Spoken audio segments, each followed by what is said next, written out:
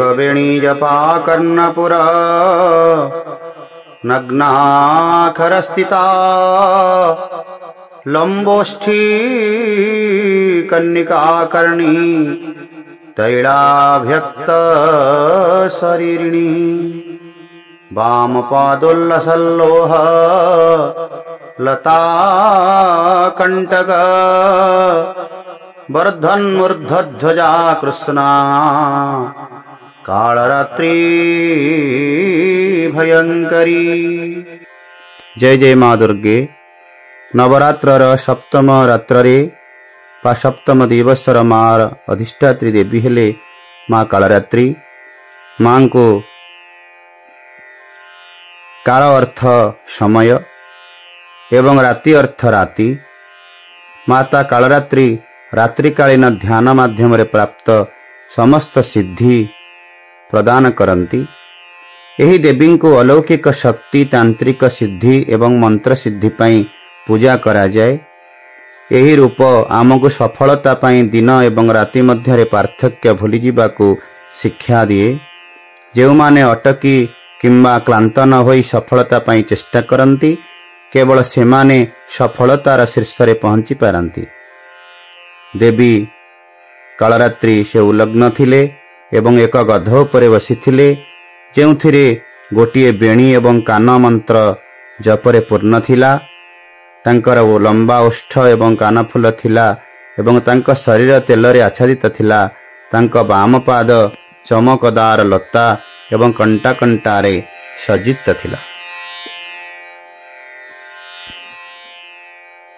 माता दुर्गांकर सप्तम शक्ति कालरात्रि नाम रे विख्यात अटे। मातांक शरीर रंग अंधकार रात्रि परि गाढ़ कला।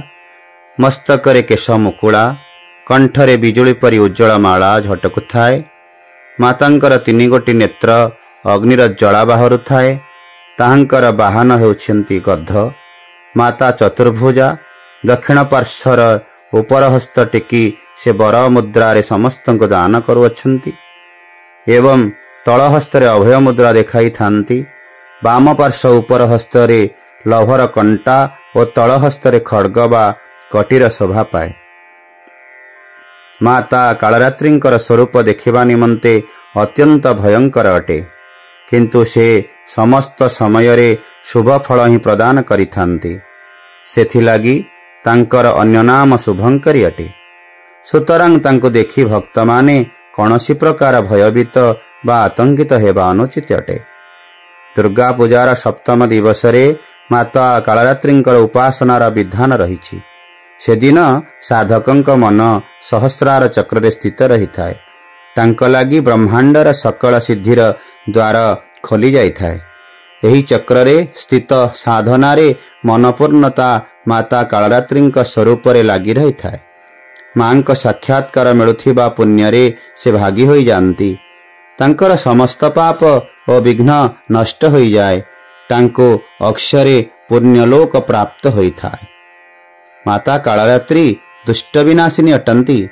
तांकर स्मरण मात्रे दानव दैत्य राक्षस भूत प्रेत आदि समस्ते भयभीत हेबा सह पलायन करि जानती। माता ग्रह दोष को मध्य दूर करि थांती। तांकर उपासक मानंको अग्नि भय जल भय जंतु भय शत्रु भय रात्रि भय आदि कौनसी भय लागी न थाए। मातांकर कृपारु से सर्वदा भयमुक्त होई जानती। माता कालरात्रिंकर स्वरूप विग्रह को हृदय धारण को मनुष्य एकनिष्ठ भाव रे तांकर उपासना करिबा आवश्यक। से मानसिक वाचिक और कायिक पवित्रता रखिबा संगे संगे यम नियम और संयम पूर्ण रूपे पालन करिबा आवश्यक। माता हेउछन्ति शुभंकरी देवी। तांकर उपासनार मिलुथिबा शुभ तो अगणनीय। आमे निरंतर मांकर स्मरण ध्यान और पूजन करिबा आवश्यक।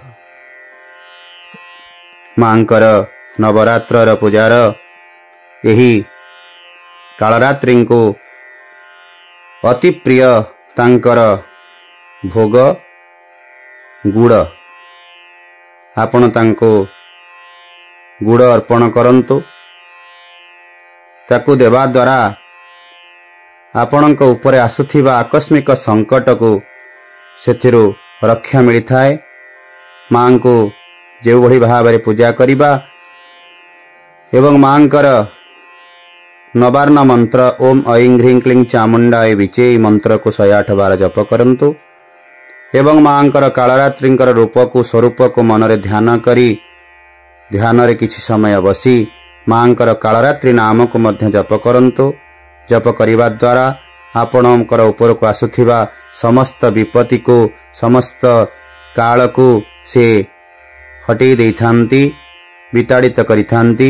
ତେଣୁ ମାଙ୍କର ଏହି ସ୍ୱରୂପକୁ ଆମେ ନବରାତ୍ରିରେ ପୂଜା କରି ମାଙ୍କର କୃପା ପ୍ରାପ୍ତି ପାଇପାରିବା। ଜୟ ମା ଦୁର୍ଗେ, ଜୟ ମା ଦୁର୍ଗେ, ଜୟ ମା ଦୁର୍ଗେ।